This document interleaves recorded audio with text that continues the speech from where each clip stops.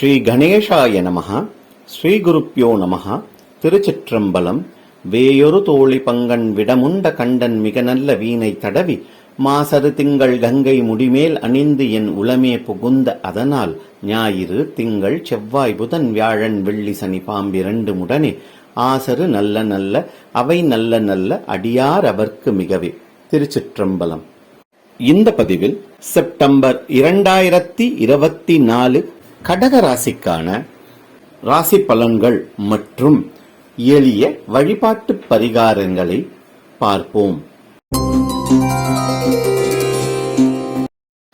என்றும் கடமை தவறாத கடகராசி அன்பர்களே, உங்கள் ராசிக்கு 2ஆம் வீடான சிம்ம ராசியில் சூரிய பகவான் ஆட்சி பலம் பெற்று புத பகவானுடன் சஞ்சரிக்கிறார். எனவே பணப்புழக்கம் அதிகரிக்கும், குடும்பத்தில் மகிழ்ச்சி நிலவும், உங்கள் வார்த்தைக்கு மதிப்பு அதிகரிக்கும். எனினும் விரையாதிபதியான புத பகவான் 2ஆம் வீடான சிம்ம ராசியில் சஞ்சரிப்பதால் வரவுக்கேற்ற செலவுகள் வந்து சேரும். இந்த காலகட்டத்தில் செலவுகளை குறைத்துக் கொள்வது சாலச் சிறந்ததாகும். உங்கள் 3ஆம் வீடான கன்னி ராசியில் கேது பகவான் மற்றும் சுக்கிர பகவான் நீச்சமடைந்து சஞ்சரிப்பதால் சிறு தூர பயணங்களினால் அலைச்சல் அதிகரிக்கும். வண்டி வாகனங்கள் பழுது பார்க்க நேரிடும். தாய் மற்றும் தந்தையின் உடல் நலனில் கவனம் தேவைப்படும். அனாவசியமான பொருட்களை வாங்குவதை தவிர்ப்பது சாலச் சிறந்ததாகும். உங்கள் லாபஸ்தானமான ரிஷப ராசியில் குரு பகவான் சஞ்சரிப்பதால் மூத்த சகோதரர்களின் ஆதரவு கிடைக்கும். வேலை செய்யும் இடத்தில் பணிச்சுமை அதிகரிக்கும். விரயஸ்தானமான மிதுன ராசியில் செவ்வாய் பகவான் சஞ்சரிப்பதால் வேலை பளு அதிகரிக்கும். எனினும் நீங்கள் வேலை செய்யும் இடத்தில் உங்களின் மதிப்பும் மரியாதையும் மற்றும் உங்கள் தேவை அதிகரிக்கும். சனி பகவான் அஷ்டமத்து சனியாக கும்பராசியில் ஆட்சி பலம் பெற்று வக்ர நிலையில் சஞ்சரிப்பதால் உடல் நலனில் கவனம் தேவை. எந்த ஒரு காரியத்தையும் தள்ளி போடுவதோ தாமதிப்பதோ கூடாது. உடல் பயிற்சி மற்றும் நடைபயிற்சி மிக அவசியம். குரு பகவானின் சுப பார்வைகள் உங்கள் ராசிக்கு 3, 5 மற்றும் 7ஆம் பாவங்களில் விழுவதால் உங்கள் முயற்சிகள் அனைத்தும் பலிதமாகும். குலதெய்வ வழிபாட்டால் ஏற்றம் ஏற்படும். குழந்தைகள் உங்கள் பேச்சை கேட்டு நடப்பார்கள். குடும்பத்தில் சுப நிகழ்ச்சிகள் மற்றும் சுப பேச்சுவார்த்தைகள் நடைபெறும். குழந்தைக்காக காத்திருக்கும் தம்பதியருக்கு சுப செய்தி வந்து சேரும்.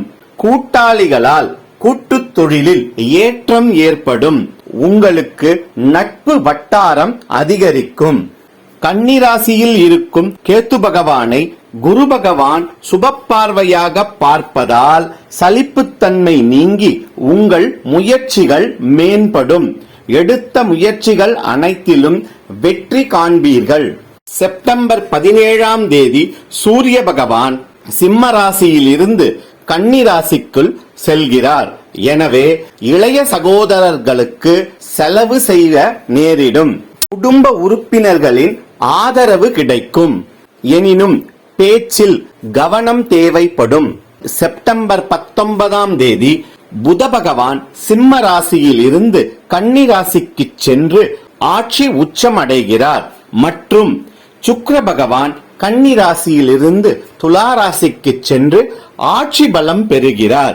எனவே செப்டம்பர் 19ஆம் தேதிக்கு பிறகு உங்கள் இளைய சகோதரர்களால் உங்களுக்கு ஆதாயம் ஏற்படும்.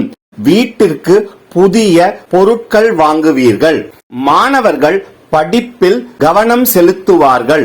உயர்கல்விக்காக காத்திருப்பவர்களுக்கு நற்செய்தி வந்து சேரும்.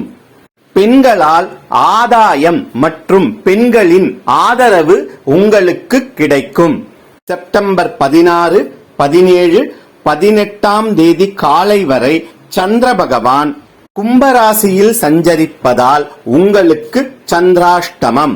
எனவே வீடு மற்றும் வேலை செய்யும் இடத்தில் பேச்சில் கவனம் தேவைப்படும். மேலும் இந்த நாட்களில் தேவையற்ற முடிந்த விஷயங்களை பற்றி பேசுவதை குறைத்துக் கொள்வது உங்களுக்கு நன்மை பயக்கும். தினம்தோறும் சௌந்தர்ய லகரி கேட்டோ அல்லது பாராயணமோ செய்து வர உங்களுக்கு ஏற்றம் ஏற்படும். மற்றும் பிரதோஷ தினத்தன்று மாலையில் சிவன் கோயிலுக்கு சென்று பிரதோஷ வழிபாடு செய்து வர உங்களுக்கு இருக்கும் கண்டக சனியின் தாக்கம் குறையும். மொத்தத்தில் இந்த செப்டம்பர் மாதம் பேச்சிலும் செலவிலும் கவனம் செலுத்த வேண்டிய மாதமாக உங்களுக்கு அமையும். லோகா சமஸ்தா சுகினோ பவந்து. திருச்சிற்றம்பலம். நன்றி, நன்றிகளுடன் ஸ்ரீங்கன் வி. பிரபாகரன்.